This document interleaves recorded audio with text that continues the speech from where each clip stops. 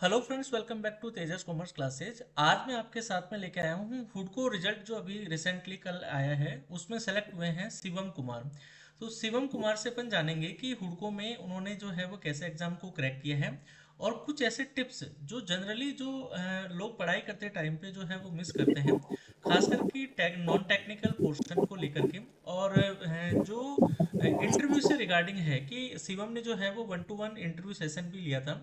तो उससे क्या हेल्प मिली, इंटरव्यू में किस तरीके से क्वेश्चंस पूछे गए थे, प्रोफेशनल में इन्होंने कैसे तैयार किया है, और पहले के जो है वो एग्जाम पैटर्न जो है वो उन्होंने अगर कोई एग्जाम दिया है तो उसे उसको कैसे एनालिस किया है। तो सारी जर्नी को शिवम की अपन पूरा डिस्कस करेंगे। तो सबसे पहले तो शिवम, आपको कॉन्ग्रेचुलेशंस, आप जो थैंक है यू वो हुडको में सर। सेलेक्ट हुए हैं। और ये बहुत ही जो है, ये कह सकते हैं कि हार्ड वर्क का रिजल्ट है। अदरवाइज क्या होता है, लोग एग्जाम देते हैं और फेल हो जाते हैं, उसके बाद में क्विट कर जाते हैं। और जो ये सपना, जो ड्रीम रहता है कि मुझे as a government finance officer बनना है, वो हमेशा रह जाता है। तो you ji are sir. The one of the lucky due to your hard work. तो आज सबसे पहले अपन डिस्कस करते हैं कि आपकी एकेडमिक जर्नी क्या रही है, आप कहाँ से बिलोंग करते हैं, आपने सीए कब किया है, आपका वर्क एक्सपीरियंस अगर कोई है तो वो भी बताइए। जी ठीक है। तो सर, मैं वैसे तो दिल्ली से बिलोंग करता हूँ। मेरे फादर अम्बाला साइड से थे, मदर मेरी यूपी साइड से थी। तो स्कूलिंग वगैरह सब मेरी दिल्ली से हुई है। ग्रेजुएशन मेरी हंसराज कॉलेज से हुई है, रेगुलर ग्रेजुएशन थी मेरी। 18 में मेरी स्कूलिंग कंप्लीट हुई है। मैंने उसके बाद ही अपना कॉलेज ज्वाइन कर लिया था। Foundation okay. दिया, इंटर दिया, फिर फाइनल मेरा मई 24 में क्वालिफाई हुआ हूँ। मैं बोथ ग्रुप दिए थे मैंने। मई 24 में मैं क्वालिफाई हुआ था।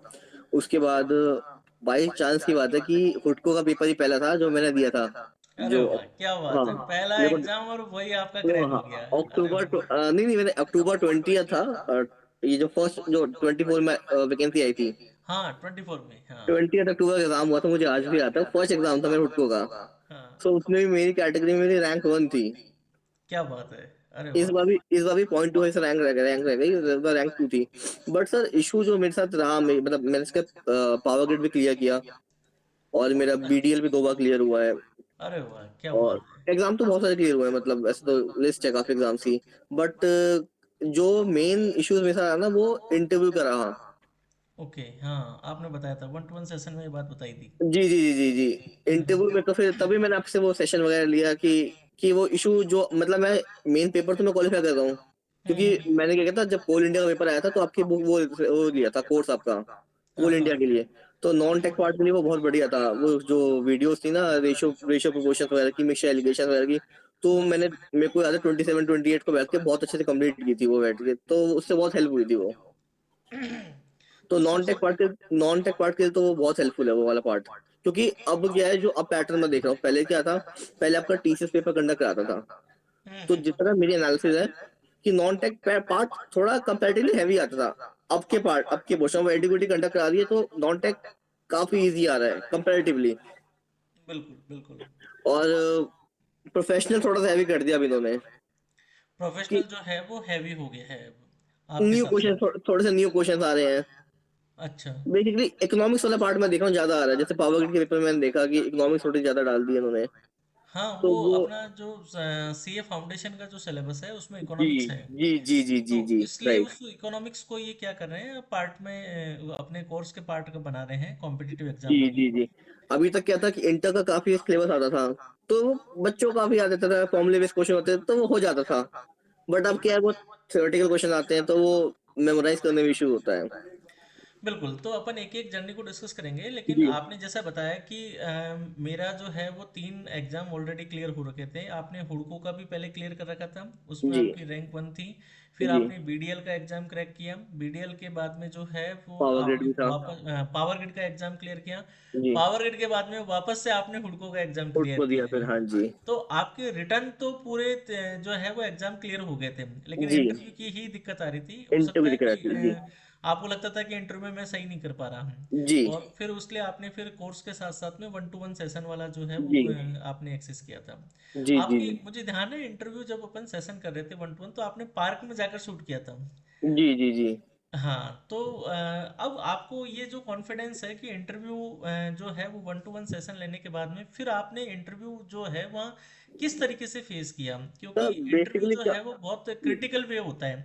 किस टाइम जी पे इंटरव्यूअर का मूड कैसा होता है, किस टाइप से कौन सा क्वेश्चन पूछ ले, और आपका वे ऑफ जो रिप्लाई है कि आप किस तरीके से जवाब दे रहे हैं, वो बहुत इंपॉर्टेंट होता है वहाँ पे। जी तो आपने वहाँ इंटरव्यू पैनल में जो है वो कितने लोग थे, इंटरव्यू को कैसे टैकल किया, कोई मेमोराइज अगर क्वेश्चंस है तो वो भी जी बताइएगा कि जी किस जी तरीके बिल्कुल। से जो है वो क्वेश्चंस वहाँ पे पूछे गए थे। सर हुडको के इंटरव्यू में अप्रोक्सीमेटली 7 to 8 का पैनल था। ओके। और जितना मेरे को समझ आया, जितने भी इंटरव्यू मैंने दिए, आंसर क्या देते हो वो डिपेंड नहीं करता, मतलब कि सही है गलत है वो इतना मैटर नहीं करता उनके लिए। एक तो कॉन्फिडेंस बहुत मैटर करता है, आप अपने पॉइंट पे स्टैंड कितना करते हो, और प्लस सच कितना बोलते हो आप। ये तीन एक एस्पेक्ट है जो मुझे लगता है कि बहुत इंपॉर्टेंट है, जो बिल्कुल। मैं प्रीवियस इंटरव्यूज में लैक करा था, जो आपसे बात करके मेरा काफी चीज क्लियर हुई कि ये तीन चीजों को मेरे को ध्यान रखना चाहिए। तो इन तीन चीज पे फोकस किया मैंने। इस बार भी कोई आंसर्स तो सारे जगह सब किसी को नहीं आते, तभी वो सही बात है। प्रेशर इतना, मतलब आप मानोगे कि मेरे को काफी सारे आंसर थे जो बाहर निकल के आता है कि हाँ ये मैं और बोल सकता था, बट वो अंदर इतना प्रेशर होता है ना कि नहीं चीजें बोल पाता बंदा इतना। बिल्कुल बिल्कुल बिल्कुल। बट वो ये कि कॉन्फिडेंस चेहरे पे ना, मतलब टेंशन दिखनी नहीं चाहिए कि बहुत ज्यादा टेंस है। वो फिर अंडर प्रेशर लेते हैं, वो फिर थोड़ा सा, क्योंकि वो वही देखना चाहते हैं कि आप प्रेशर वाले माहौल में कितना कैसे काम करोगे। आप इतनी बड़ी पोस्ट पे आप आ रहे हो, पीएसयू के अंदर पीएसयू का पार्ट बन रहे हो, आप बड़े बड़े प्रोजेक्ट्स आएंगे, आप कैसे उसको हैंडल करोगे, क्योंकि हर कोई पेपर क्वालिफाई करके आया है, नॉलेज सबके पास है, बिल्कुल बट वो आपका जानना चाहते हैं कि आप किस टाइप के पर्सन पर्सनैलिटी के लिए। तो आई थिंक एक दो तो पैनल में वही होते हैं जो आपके बिहेवियर का एनालाइज करते हैं। बिल्कुल आप। टेक्निकल क्वेश्चन की बात करें तो अबाउट खुद को, उसकी पूरी जर्नी, हम्म। तो उसमें वही इसके कौन कौन से प्रोजेक्ट्स रहे हैं आज तक। हुडको है तो हुडको की रेगुलेटरी बॉडी कौन सी है, अगर वो जैसे एनबीएफसी है तो उसकी रेगुलेटरी बॉडी कौन सी है, एनबीएफसी में भी कौन सी एनबीएफसी है, उसकी रिक्वायरमेंट्स क्या है। जैसे वो आईएफसी है तो उसकी रिक्वायरमेंट वो है ना कि उसके नेट ऑन फंड 300 करोड़ की होनी चाहिए, तो उसकी रिक्वायरमेंट्स वगैरह हो गई। और रेपो रेट क्या है, रेपो रेट क्या चल रहा है, जैसे मेरा बैंकिंग का एक्सपीरियंस था प्रीवियस, ओके। तो उन्होंने मेरे से रेपो रेट वगैरह पूछा, रिवर्स रेपो रेट पूछा, उनका डिफरेंस पूछा, यही सब चीजें पूछी थी। और तो हाँ यही सब क्वेश्चन थे। मतलब क्वेश्चंस का लेवल जो था वो आपके वर्क एक्सपीरियंस पे ज़्यादा था जी जी, और वर्क एंड हुडको और के अबाउट बारे में खुद को। ज़्यादा था। तो इसका मतलब जो अपन ने डिस्कस किया था इंटरव्यू सेशन में कि अबाउट द ऑर्गेनाइजेशन और एनुअल रिपोर्ट, वो जी, बहुत ही आपके लिए हेल्पफुल रहा। वो उससे सब सब आपको में ही है, वो सब में ही जितने भी इंटरव्यू थे सब में ही वो हेल्पफुल है, वो पार्ट बहुत ज्यादा हेल्पफुल रहता है। बिल्कुल बिल्कुल बिल्कुल। और ऐसा कोई ये बात भी आपने बिल्कुल सही कहा कि कोई ज़रूरी नहीं है कि 100% 10 में से 10 क्वेश्चंस के रिप्लाई करो आप। जी जी जी जी मैटर करता है कि आप कॉन्फिडेंस के साथ में कितना रिप्लाई जी करते हो, आपकी ऑनेस्टी कितनी है आंसर में, वो चेहरे पे दिख जाती है। और जो दूसरी बात होती है कि अगर कोई बाउंस क्वेश्चन आ रहा है उस टाइम पे आप अपने आप को कैसे मैनेज करते हो, जी दैट्स वो वेरी इंपॉर्टेंट पार्ट। जी जी क्योंकि जी, क्योंकि वो आपको जो पॉजिटिव आउटलुक भी देखना चाहते हैं कि आप कितने पॉजिटिव रह के आंसर दे रहे हो। हाँ बिल्कुल बिल्कुल बिल्कुल, पॉजिटिव एटीट्यूड बहुत ज़रूरी है जी, इंटरव्यूअर में। वो यस, आपसे 50 जो तरीके के उलझाने की कोशिश करेंगे, ट्रिकी क्वेश्चंस करेंगे, नेगेटिव जो बिल्कुल। है वो आपको क्वेश्चंस करेंगे, आपको नेगेटिव बोलेंगे, लेकिन आपके ऊपर डिपेंड करता है कि आप उसको किस तरीके से जो है वो लेते हैं। तो जी शिवम, सबसे पहले तो मुझे अब ये और बताइए कि आपका गवर्नमेंट में, आप ऑलरेडी बैंक में काम कर रहे थे, तो गवर्नमेंट में आने का कैसे हुआ, मतलब वहाँ पे भी हो सकता है यहाँ से ज़्यादा आपको सैलरी मिलती हो, और फिर जो है वो गवर्नमेंट में जो है वो मूव करना, वो भी ऐसे टफ कंपटीशन में, क्योंकि बहुत नंबर ऑफ सीट कम होती है। और फिर आपने लगातार 2-3 एग्जाम दिए, उसमें आप जो है वो रिटर्न क्वालिफाई कर गए और इंटरव्यू में आप नहीं हो पाए। तो वो जो फेलियर है कि हम एक 70% पोर्शन क्लियर करके 30% पे रह गए, उसको आपने कैसे टैकल किया फिर? सर, एक तो चीज ये थी कि मेरा जो पूरा फैमिली बैकग्राउंड है ना वो गवर्नमेंट से ही आता है। मेरे तो दादाजी थे वो भी असिस्टेंट कमिश्नर थे, मेरे father as a personal secretary work कर चुके थे, तो एक वो बैकग्राउंड था जो मुझे यहाँ खींच के लाया। ओके। और दूसरी बात ये कि अब एक दो बार जब एग्जाम नहीं हुआ तो फिर सर एक हो जाता है ना कि क्यों नहीं हो रहा, मतलब इतना बड़ा पोर्शन निकाल ले रहा हूँ, रैंक भी अच्छी आ रही, सब कुछ हो रहा है, तो ये क्यों नहीं हो रहा। तो एक वो था कि अब तो क्लियर करना है, अब कोई पार्ट वीक है अपना तो करना है। और प्लस सर इतनी बड़ी ऑर्गेनाइजेशन है, इसका पार्ट बनना है अपने आप में बहुत बड़ी बात है। बिल्कुल बिल्कुल बिल्कुल प्लस इसके अपने पर्क्स भी बहुत हैं यहाँ पर आने के, सैलरी बिल्कुल अदर देन सैलरी। बिल्कुल बिल्कुल बिल्कुल, सैलरी तो other than salary, monetary non monetary दोनों ही जी बहुत अच्छे हैं। जी और हुडको बहुत अच्छी ऑर्गेनाइजेशन है डेफिनेटली। जी जी, वो ही सब एक था मोटिवेशन की क्लियर करना है। बिल्कुल बिल्कुल बिल्कुल। अब मैं किसी से पूछता हूँ ना क्यों जाना है, तो वो यूपीएससी वाली कहानी बताने लग जाते हैं कि देश सेवा करनी है, ये करना है, वो करना है। ये सब बातें जो है वो आपको बोलने में बड़ी अच्छी लगती होगी, लेकिन कहीं ना कहीं जो है वो हमारा पर्सनल इंटरेस्ट, हमारी जो ग्रोथ से रिलेटेड है, वो जरूर जुड़ा होता है। और वही हमें मोटिवेट करता है कि हमें आगे की पढ़ाई करनी है। जी आपने फेलियर को कैसे मैनेज किया? सर, मैं ऑनेस्टली बताऊं तो मैं मतलब फर्स्ट टाइम ऐसा हुआ कि जैसे सीए भी फर्स्ट स्टार्ट टाइम में सब निकल गया तो कभी इशू आया नहीं, कभी स्कूलिंग में कभी आया नहीं, कॉलेज में कभी इशू आया नहीं। हुडको में भी अब रैंक वन थी तो रैंक टू थी, लास्ट टाइम रैंक वन थी तो कॉन्फिडेंस अलग लेवल पे था कि अब तो निकल ही जाना है। अपनी कैटेगरी में रैंक वन होने के बाद था कि तो कोई चांस ही नहीं कि ना हो। रिजल्ट आया शाम को, याद भी आता, शाम को रिजल्ट आया था तो मैंने अगले दिन वेट किया, फिर उसके अगले दिन वेट किया, मैं कहा शायद मे भी ना आया हो, कॉल करी वहां पर। बट मतलब 15-20 दिन मेरे बहुत ऐसे थे कि क्यों नहीं हुआ, मतलब आर्ट, इवन आर्ट ईयर डाली मैंने कि पता अच्छा। करूं कि मेरे मार्क्स मतलब इंटरव्यू में नंबर कितने दिए हैं, ऑल द रिप्लाई नहीं आया तो। बट काफी बुरा रहा था, मतलब वो टाइम तो काफी कि क्यों नहीं हुआ इतना अच्छा स्कोर होने के बावजूद। वही था, फिर सर सोचा कि जो होता है अच्छे के लिए होता है कुछ। अब कुछ कुछ ना कुछ गलती रही होगी मेरी ऑब्वियसली। इंटरव्यू इतना इतने सीनियर पैनल बैठा है तो उन्होंने कुछ ना कुछ कमी देखी होगी, वो तो कमी दूर करनी है। फिर थोड़ा बिल्कुल। वर्क करना स्टार्ट किया अपने आप पे। कुछ प्राइवेट ऑर्गेनाइजेशन में काफी इंटरव्यू दिए, इसके बाद फिर मैंने पीडब्ल्यूसी, जीटी, अभी फिलहाल मैं जीटी में वर्क कर रहा हूँ। पीडब्ल्यूसी, जीटी, रिलायंस, इनके इंटरव्यू क्रैक वगैरह करें तो वहां से कॉन्फिडेंस आया कुछ कि हाँ हो जाता है, निकल जाएगा, वो भी निकल जाएगा तो।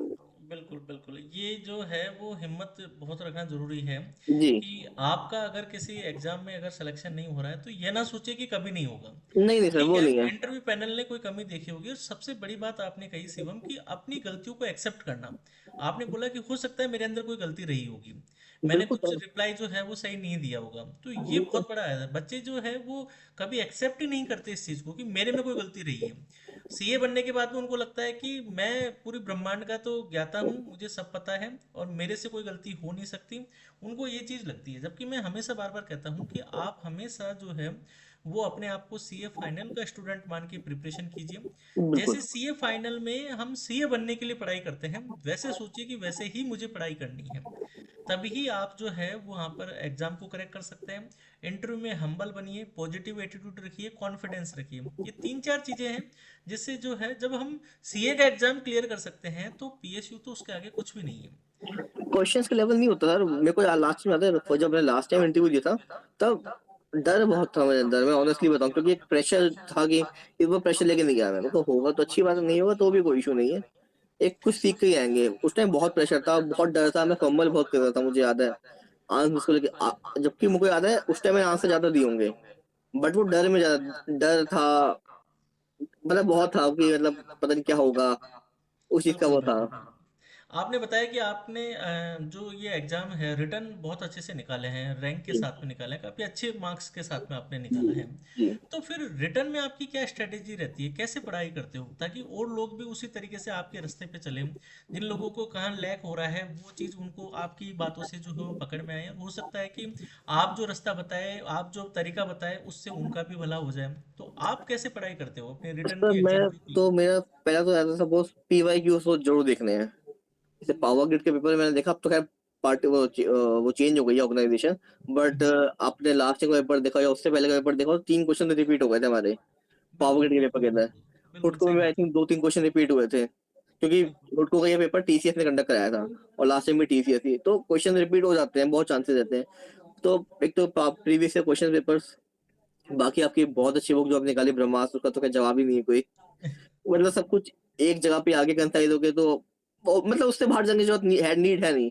जो बंदा जो मतलब आई थिंक जॉब में है, उस पर इतना टाइम सफिशिएंट ना होता नहीं कि वो और एडिशन पढ़ सके, उस बुक को पढ़ के तो सिलेक्शन ना हो ऐसा मैं मान नहीं सकता, क्योंकि सब कुछ उसके अंदर है। इससे बाहर क्वेश्चन इंटरव्यू पे क्या ही पूछेगा। अभी तक मैंने भी ऑल तो पूरी पढ़ी नहीं है, बट जितनी पढ़ी है ना काफी उससे हेल्प हो जाती है। बिल्कुल बिल्कुल। नॉन टेक्निकल पार्ट को कैसे क्लियर किया आपने? नॉन टेक से मैं वो आपका जो कोल इंडिया को बैच लिया था ना, उसकी हम्म। आपकी बुक से मैं बस वो 4 बुक्स हैं, उसके हम्म। क्वेश्चंस और वो वीडियोस। बिल्कुल। उसमें basic to high level questions हैं, तो मैं बेसिक टू मीडियम पे मैंने अच्छी ग्रिप बना ली थी, तो उसी में से क्वेश्चन आते हैं, बाहर तो कुछ आता नहीं उसमें से। तो जॉब के साथ में फिर कैसे प्रैक्टिस करते थे आप? Sir Saturday Sunday. अच्छा, सैटरडे और मेरे संडे। को याद है कोल इंडिया और पावर ग्रिड के पेपर के बीच में 3 दिन का गैप था, मैं छुट्टी ली थी 27-28 तारीख को, 29 को कोल इंडिया था, 26 से 29 में छुट्टी में था, तो मैंने बहुत तैयारी की थी इसी चीज की। अच्छा। तो आपकी वीडियोस लगा लगा कर लगातार रेगुलर। एक्चुअली सर मैंने क्या है कि जब मेरा ये स्कूलिंग कंप्लीट हुई, तो मैंने कोर्स भी लिया था बीएमएस वगैरह के लिए, जो डीयू जैट का होता है ना, हाँ हाँ हाँ तब भी हाँ। थोड़ा प्रिपेयर किया था मैंने वो 7-8 साल पहले। अच्छा कुछ अच्छा वो अच्छा। मेमोरी थी, बाकी आपकी बुक्स वगैरह टीचर्स तो बढ़िया है ही, वो काफी उसमें कवर हो गया था। मतलब उससे बाहर नहीं आता वो, उसमें वैसे बहुत बेसिक टू एडवांस लेके गए थे, तो बेसिक से मीडियम के क्वेश्चन आ जाते हैं पेपर में। अब तो खैर काफी ठीक आते हैं, अब तो और लेवल मुझे लगता है कम ही हुआ है, प्रोफेशनल का थोड़ा बढ़ गया है, इकोनॉमिक्स पार्ट आ गया है, और ये आपका नॉन टेक पार्ट का कम ही हुआ है, बड़ा तो नहीं है। हुडको में as a training officer select होके कैसा फील हो रहा है? काफी क्योंकि अच्छा लग रहा है कहते सर, हैं कि काफी एक अच्छा लग दिन रहा है वो में तो। पूरी आपकी सोच चेंज हो जाती है, थॉट चेंज हो जाते हैं, आपका हैप्पीनेस इंडेक्स एकदम बिल्कुल हाई हो जाता है हाँ खुद सर, का। वो जब रिजल्ट आया शाम को, मुझे तो पता भी नहीं था, वो फ्रेंड का एक मैसेज आया कि कॉन्ग्रेचुलेशन, मैंने कहा अच्छा, फिर मैंने देखा मेल वगैरह, तो काफी अच्छा, मतलब घर में भी सब खुश हो गए। एक मतलब पीएसयू में जाना और इतनी बड़ी ऑर्गेनाइजेशन का पार्ट बनना तो बहुत बहुत खुशी की बात है, मतलब वर्ड्स नहीं बता सकते। बिल्कुल बिल्कुल। अब आगे क्या प्लान है फिर? हुडको से आगे पढ़ाई स्टॉप रहेगी, नहीं पढ़ाई नहीं, आगे पढ़ाई कंटिन्यू तो करेंगे? फिर पढ़ाई तो स्टॉप नहीं होगी, क्योंकि पढ़ाई तो स्टॉप करने का पॉइंट नहीं है। अब ये नवरत्न है, महारत्न पे फोकस करेंगे, और सबसे बड़ा पेपर एटी कॉस्ट का है, मतलब मेन टारगेट तो वही है। अच्छा, बिल्कुल बिल्कुल, आप एडी पोस्ट के लिए प्रिपेयर कीजिए, क्योंकि एडी पोस्ट की वैकेंसी हो सकता है 27 के एंड में आ जाए या 27 के बिगनिंग में आ जाए, जहाँ तक ओके। जो है। बस हो सकता है पोस्ट लिमिटेड हो। जो मुझे लग रहा है ओएनजीसी की वैकेंसी जो है वो आ सकती है, तो अच्छा। महारत्न के लिए ज़रूर ट्राई कीजिएगा। और हो सके तो हुडको से जो है वो इसी साल शिफ्ट हो जाए, ये मेरी ऐसी कामना है। और जी हायर लेवल पे और एक अच्छा वर्क एक्सपीरियंस लीजिए। हुडको के जो वर्किंग कल्चर है वो बहुत अच्छा है। जी। वहाँ पे आपको बैंकिंग पार्ट का जो काम है वो पूरा, आपका जो एक्सपीरियंस है वो पूरा एनकेस करने का आपको मौका मिलेगा। ओके। ठीक है। तो लास्ट मैसेज जो हमारे फेलो स्टूडेंट्स हैं जिनको लगता है कि कुछ आपसे एक ऐसा मैसेज लेके जाएं जिससे वो पढ़ाई करके अपनी जर्नी को और एनहेंस कर सकें, और उनकी भी जो सक्सेस है वो बन सके, और एक दिन वो भी ऐसे ही आपकी तरह इसी प्लेटफॉर्म पे इंटरव्यू दें, तो क्या उनको लास्ट मैसेज आप देना चाहेंगे? Sir hard work, smart work, honest, और ऑल द बेस्ट, ये 3-4 चीजें हैं। बिल्कुल, लक मतलब factor. Luck luck luck factor. Factor तो है सर, लक फैक्टर तो नो डाउट वो मैटर करता है, कॉन्फिडेंस बिल्कुल लेके जाए साथ में इंटरव्यू के बिल्कुल, अंदर। लक फैक्टर आपका बहुत ज़रूरी है। आप मेहनत करते जा रहे हैं, लक फैक्टर नहीं है तो कोई मतलब नहीं है। दूसरा आपने बताया हार्ड वर्क और कंसिस्टेंसी बहुत ज़रूरी है वो तो बहुत जरूरी है। पढ़ाई में। आप चाहे जॉब कर रहे हो चाहे कुछ कर रहे हो, मैं हमेशा एक बात कहता हूँ, अगर आप जॉब कर रहे हैं तो भी डेली चाहे आधा घंटा ही दें, लेकिन आपको ज़रूर पढ़ना है। इतना हो टाइम सकता है तो मिल टीडीएस। जाता है। बिल्कुल, आधा घंटा तो मिल ही सकता है, 1 घंटा मिल सकता है। आप पूरे 24 घंटे में अपने आप के लिए, पढ़ाई के लिए, करियर के लिए 1 घंटा तो निकाल सकते हैं। टीडीएस चार्ट रिवाइज कर लिया, कंपनी लो की लिमिट देख ली, इंडेस के नंबर याद कर लिए, एएस के नंबर हम्म। याद कर लिए। ठीक है। जो कंपनी लो की जो लिमिट्स है वो आपने देख लिया, जीएसटी के सेक्शंस देख लिए, अमेंडमेंट देख लिया, इनकम टैक्स की चीज़ें कुछ देख ली। तो ऐसी चीज़ें भी अगर आप देखोगे, ऑफिस में जैसा है टेस्ट सीरीज का है, अपने मोबाइल पे एप्लीकेशन पे आपने टेस्ट दे लिया, आप अपनी परफॉर्मेंस को खुद इवेल्युएट कर सकते हैं। आप पढ़ो चाहे कहीं से भी, मैं नहीं कहता कि मेरा ही मटेरियल बेस्ट है। आप सीए के मटेरियल से भी पढ़ सकते हैं और किसी भी टीचर के मटेरियल से भी पढ़ सकते हैं, बट आपको कंसिस्टेंसी आपको रखनी ही पड़ेगी। ऑनेस्टी अपने आप से रखनी पड़ेगी, आपको कोई बोलने वाला नहीं हो कि नहीं जी आपको पढ़ना है। ये आपका करियर का मामला है, खुद का मामला है। तो आपको खुद को टाइम निकालना पड़ेगा। और आप अपनी जॉब को जो है वो ऐसा ना ले कि नहीं ये है तो मैं पढ़ नहीं सकता, नहीं जॉब है तो आप ये सोचिए कि मुझे औरों से ज़्यादा प्रायोरिटी मिलेगी। मेरा बिल्कुल। जो इंटरव्यू जो है वो मेरे वर्क एक्सपीरियंस से रिलेटेड पूछा जाएगा, उस एरिया से क्वेश्चंस पूछे जाएगा जहाँ पर मैं अपनी कमांड होल्ड करता हूँ। तो मेरे हिसाब से इंटरव्यू को, जो आपका वर्क एक्सपीरियंस है उसको बैरियर मत समझिए। आप जहाँ पर काम कर रहे हैं वहाँ पे भी अपना पूरा 100% दीजिए, लेकिन अपना टाइम जो है मॉर्निंग इवनिंग नाइट जैसा भी आपको टाइम मिलता है वैसा अपने आप के लिए टाइम निकालिए, 1 घंटा 2 घंटा। आपकी सूटेबिलिटी के अनुसार। जैसा शिवम ने बताया कि मैं सैटरडे संडे पढ़ता था, तो ये बहुत अच्छी प्लानिंग है। आप डेली एक एक घंटा पढ़ो, और सैटरडे संडे अगर आपको छुट्टी मिलती है तो वहाँ पे दबा के आप 7 से 8 घंटे पढ़िए। आपका बहुत जो है वो कॉन्फिडेंस डेवलप होगा, और आपको खुद को जो है वो लगने लग जाएगा कि हाँ, मेरा अब सिलेक्शन हो जाएगा। दूसरी चीज़ शिवम ने बताया कि प्रीवियस ईयर जो क्वेश्चंस है उनको जरूर सोल्व करें। मैंने ज्ञानास्त्र बुक भी निकाल रखी है, ऑल इन वन ब्रह्मास्त्र में भी बहुत सारे क्वेश्चंस मैंने दे रखे हैं 10,000 प्लस। उनकी प्रैक्टिस करिए, जितना टाइम मिले आप उनकी प्रैक्टिस कीजिए। आप जैसे ही सारे बच्चे सीए हैं, वहाँ पे सारे ही सीएमए सीए हैं, कोई भी बच्चा दूसरा कैटेगरी का नहीं है। तो जितनी नॉलेज आपको है उस उतनी ही नॉलेज उसको है।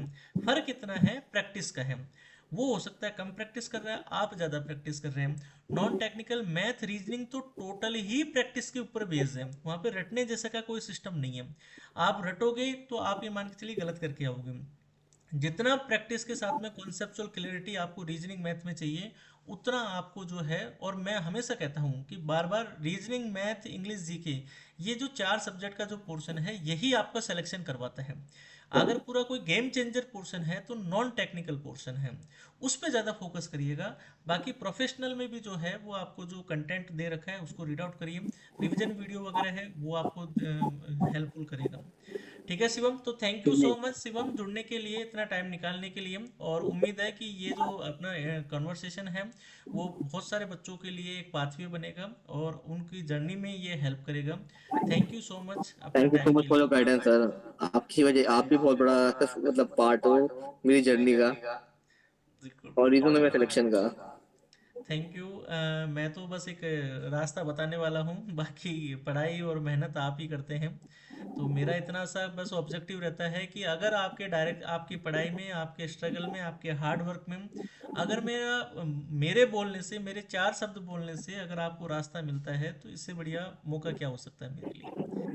थैंक यू, कनेक्ट रहेंगे अपन थैंक यू। शिवम। और आगे की जर्नी के लिए बेस्ट ऑफ लक, फूड को आप ज्वाइन कीजिएगा। जी और कोई भी इशू अगर किसी तरह का रहता है तो अपन कनेक्ट करेंगे। जी जी। Thank you. Thank you so much for your guidance sir.